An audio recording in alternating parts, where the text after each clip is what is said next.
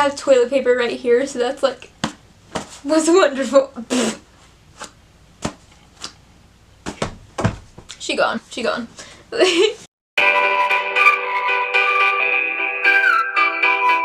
Hello, my fellow freaking warriors. How are you guys doing today? I'm doing okay. I'm just trying to get through quarantine, actually, I've been in a pretty good mindset lately. I've had a pretty good week, so that's like really nice. I was just thinking about which video to make this week, and I mean the second video this week, and because I usually post Wednesdays and Sundays.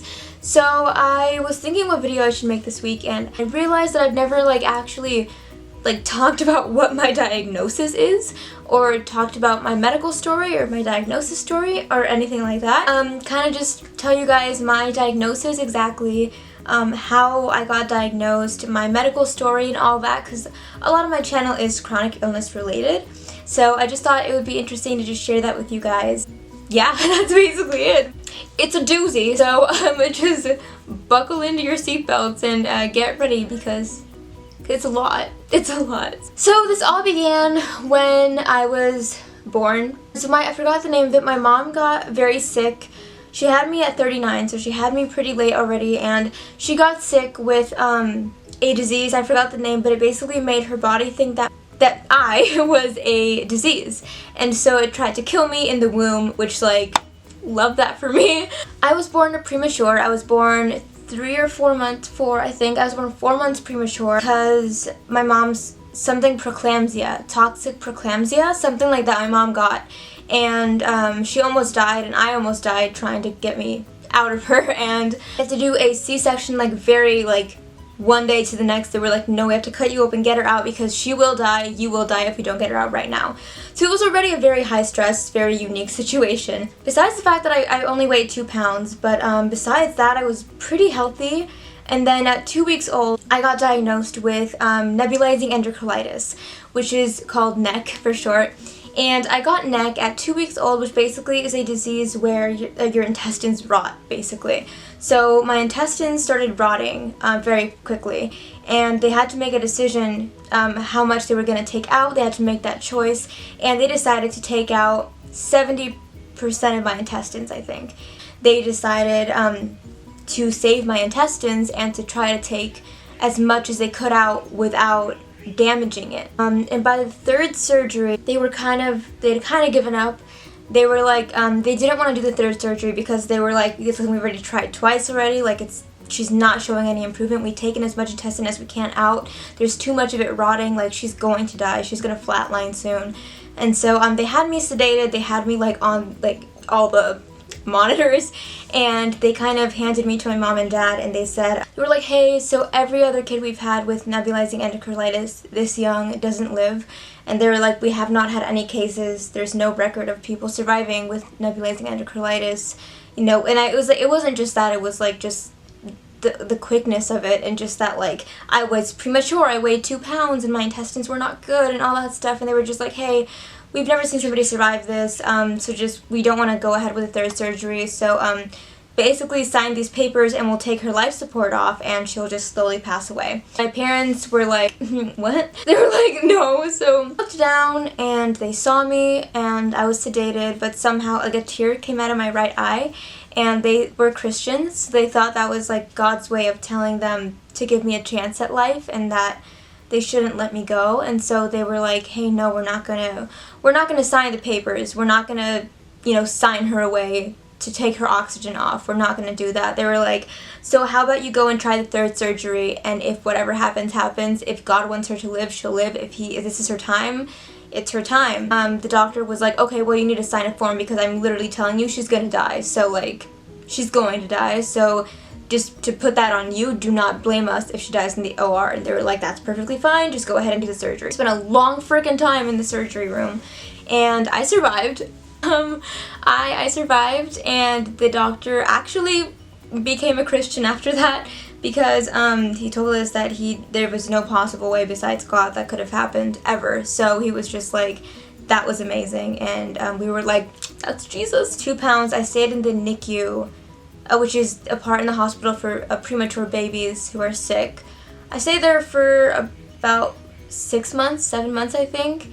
and then I basically lived in the hospital from birth to 5 years old. So from 0 to 5, I literally just lived in the hospital. Like, all my memories from whenever I got my memory to like 5 years old, from like when I started kindergarten, because I had to start kindergarten a year late because I was in the hospital. So I had to start preschool a year late, I mean. All my memories from that time of the hospital, of the nurses, of the doctors, of everything. I came home twice maybe in those 5 years, just because they were like, hey, she can't just be here the whole time, like, go for Christmas or Thanksgiving, just take her home. But literally the nurses and doctors were my family. They were my home, they were my life. Like, I would play tag with them in the hospital corridors. Like, like, they were my life because they were all I knew. And so when I say that the hospital is like my second home, it's literally like my second home. I feel so comfortable in a hospital, oddly. I just like feel so at home there, which is not a good thing, but I feel so at home there. And like, I literally have my overnight bag. I'm just like, we're going to the hospital, peace. So I did not start eating until I was 5 or 6. So I couldn't have anything by mouth. So then at that point, the doctors, like when I was stable enough, the doctors were like, hey, she's going to be like a vegetable. Like, she's not going to be able to, she's going to have like severe brain damage. She's not going to be able to, I don't know, do sports, which I can't. I can't run, but that's okay. But they were like, she's not going to live a good life at all. So my parents were like, screw you, we're just going to take her on home, and that's fine. And I actually saw that doctor who said that 2 years ago on my way to perform for the company I was performing for. And I literally we ran into him like at the mall parking lot, and he was like, he stopped his car and he was like, Tessa? And I was like, who are you? And he was like, and my parents were like, oh, they were like, oh my gosh, and they were like, it's you. And I was like, who is this man? And they were like, this is the guy who said you were gonna die. And I was just sitting there like, what? And he was like, oh my gosh, like, you can talk, like, are you okay? Like, oh my gosh, you're alive. And I was like, I do be alive, yes. And we're actually planning, the 2 doctors that really took care of me during this whole time, planning to invite them for dinner when this whole quarantine thing is over, because I'm almost 20 and that's a huge milestone. So they were like, ah! We're just gonna celebrate and have fun. But we've kept in touch with them, and they were just very, very just loving. And he was like, sorry that I literally thought you were gonna die. And I was like, it's fine. I was like, I don't blame you. Yeah, so basically from 0 to 5, that was my life. I didn't eat anything until I was 5. So, like, you know the senses that you have for like food, that when you're a baby you touch food? I did not develop those until I was, like, I didn't fully pass that phase till I was like 13 years old. So a lot of those I did develop later in life, like very late in life. My jaw, I had to get physical therapy a lot because like my jaw, because I didn't eat for so long, my jaw is weak. So like I can't slurp spaghetti. So like I literally can't slurp. Like I can't do that motion of slurping because my jaw isn't strong enough. Also, at 2 weeks old, they did suspect that I also had Crohn's, but I wasn't officially diagnosed with that until I was 8 or 9. When I was 9, I went to Boston for like I live in California and I'm just moved to New York, but my home is in California.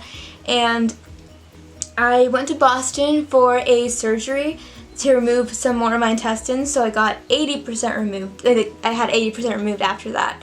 And basically, they basically determined for sure that I had Crohn's. They did a bunch of tests, tubes, bleh, like not very cool stuff, but they did determine that I had Crohn's. So then, everything was kind of steady, and then January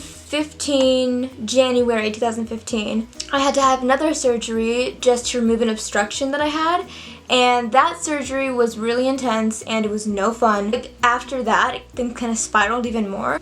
Basically, after that, what happened was that I got diagnosed with SIBO, small intestinal bacterial overgrowth. So that's what happens when you have too much bad bacteria in your intestines or your bowels. And that's why it hurts every time I eat, and that's why everything kind of went to poop after that, which is a pun, because like, Crohn's, hi. Yeah, and at some point my doctor was like, hey, you have IBS too. So I always say I have short gut syndrome, IBS, SIBO, and Crohn's. When I went to New York, they actually did some more studies and they found out that I have CIPO, C-I-P-O, which is chronic intestinal pseudo-obstruction, which means that I always have an obstruction in my intestines, which means that my intestines just don't move. Like, sis is just still, and it doesn't like move the way it's supposed to, which is why food has such a hard time going through. And the interesting thing is that all my diagnoses are of my intestines. The rest of me is pretty healthy. I have chronic fatigue, not too bad, but I do have it. I also have anemia, chronic anemia, and I have scoliosis, which is fun, and what else do I have? Oh yeah, I have something that means that my veins in this arm, so like if you see this arm versus this arm veins are normal. This arm, they pop in. And so I forgot what the name is, but that's because my Broviac line used to be on this side, so it's like right here, this whole thing right here is my Broviac line. It goes into a vein, and it used to be here, and then my cousin actually I have her picture right here, not intentionally. My cousin accidentally pulled it when I was 5, and actually on this trip.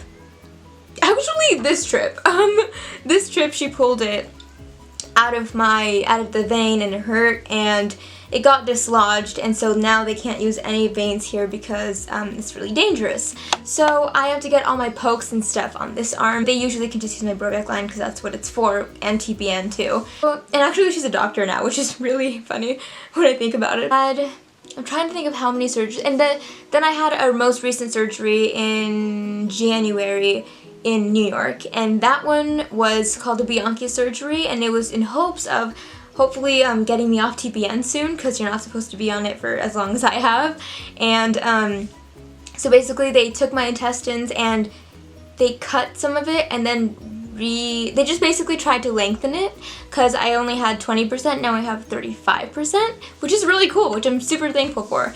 And yeah, so I've just been trying to get adjusted to my life in New York and my doctors and stuff in New York, and altogether I've probably had about, I want to say like 10 surgeries and countless procedures, I'm not sure, but I strongly believe that we're not victims, we're warriors, that we're not victims, that we're survivors, and I never consider myself a victim because I hate pity. You know, like empathy is amazing, but pity just really triggers me. Like, I really hate pity. I'm really thankful because I've gotten to become family with nurses and doctors, and I've gotten to live in a hospital half my life, which has its downfalls, obviously, but also it's just like, it's a unique experience, and I have a unique perspective on life, I guess, because of that. So I'm very thankful for the life I've had, and it's grown me closer to God and to my family, my friends, everything. I think that is the last diagnosis I was diagnosed with, is SIPO, C-I-P-O, chronic intestinal pseudo-obstruction. I was diagnosed with that late 2019. So we'll see if I have more diagnoses. Hopefully I won't, but we'll see. And besides that, I think that's my whole medical story. I might make a part 2 if I think of more things that I missed. If you guys have questions, let me know. But I think that's it, and we are running out of time because I know this is a long video. So that's the end of the video, guys. Thank you so much for watching. If you ever want to talk, just reach out to me. I have linked my Instagram down below and my social medias, so if you want to talk to me on there, feel free to. I love making friends, like real friends, not like creeps, like actual people who are real and who actually want to make a connection with me. I love making friends, not the creeps on the internet who are like, hello? Hello? Not them, like actual people. You have an amazing day. You are all beautiful and amazing and warriors. Please stay strong.